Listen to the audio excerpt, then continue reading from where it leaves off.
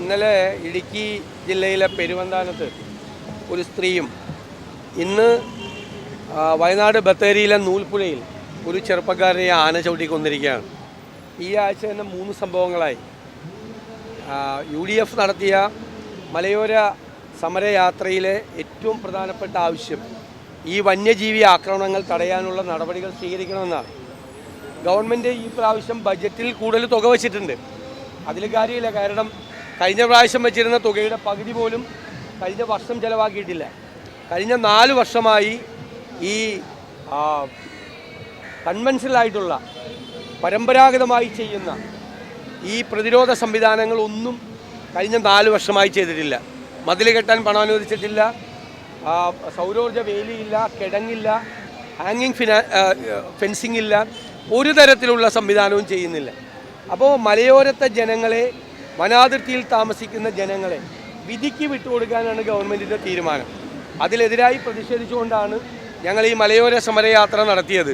Government അടിയന്തിരമായ നടപടികൾ സ്വീകരിച്ച് ആവശ്യമായ ക്യാമറകളും മറ്റും വെച്ച് ജനങ്ങളെ വന്യജീവി ആക്രമണത്തിൽ നിന്ന് രക്ഷപ്പെടുത്താൻ വേണ്ടിയിട്ടുള്ള അടിയന്തിരമായ നടപടികൾ സ്വീകരിക്കണം എന്നാണ് ആവശ്യപ്പെടുന്നത്.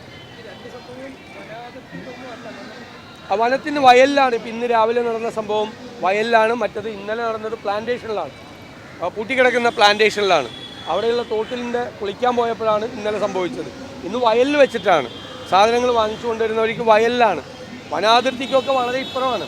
വനാതിർത്തിയിൽ മാത്രമല്ല, വന്യമൃഗ ശല്യമുള്ളത് അതിനോട് ഒരുപാട് അകത്തേക്ക് കൂടി, നാട്ടിൻപുറങ്ങളിലേക്ക് കൂടി വന്യമൃഗങ്ങളുടെ ശല്യം തുടങ്ങിയിരിക്കുന്നു. ജീവിക്കാൻ കഴിയാത്ത, നിവൃത്തിയില്ലാത്തൊരവസ്ഥയിലാണ് എത്തുന്നത്.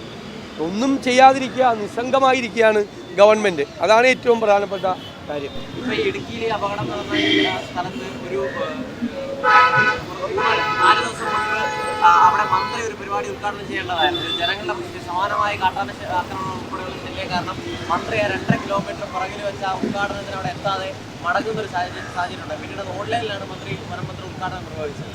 അല്ല, അപ്പോൾ അത് വനം വകുപ്പിന് തന്നെ അവിടെ വന്യമൃഗ ശല്യമുള്ള സ്ഥലമാണെന്നറിയാം. അവരതിനു വേണ്ടി ആവശ്യമായ നിരീക്ഷണങ്ങളോ ജനങ്ങളെ അതിൽ നിന്ന് രക്ഷപ്പെടുത്താൻ ആവശ്യമായ പ്രതിരോധ നടപടികളോ ഒന്നും സ്വീകരിച്ചില്ല എന്നാണ് വ്യക്തമാകുന്നുണ്ട്. ഒന്നും ചെയ്യുന്നില്ല, വെറുതെ ഇരിക്കുകയാണ്, ഒന്നും ചെയ്യുന്നില്ല. അതാണ് ഞാൻ പറഞ്ഞത്, അവിടെയുള്ള ജനങ്ങളെ വിധിക്ക് വിട്ടുകൊടുത്തിരിക്കുകയാണ്. ആന ചവിട്ടിക്കൊന്നോ കടുവ കടിച്ചു കൊന്നോ ചെയ്തോട്ടെ. ഇപ്പോൾ ബത്തേരിയിലാണ് ഈ മാസം തന്നെ കടുവ കടിച്ച് രാധയെ കൊന്നത്. അതിൻ്റെ അപ്പുറത്താണ്, അതിൻ്റെ തൊട്ടടുത്താണ് ഇപ്പോൾ ആന ചവിട്ടിക്കൊന്നിരിക്കുന്നത്.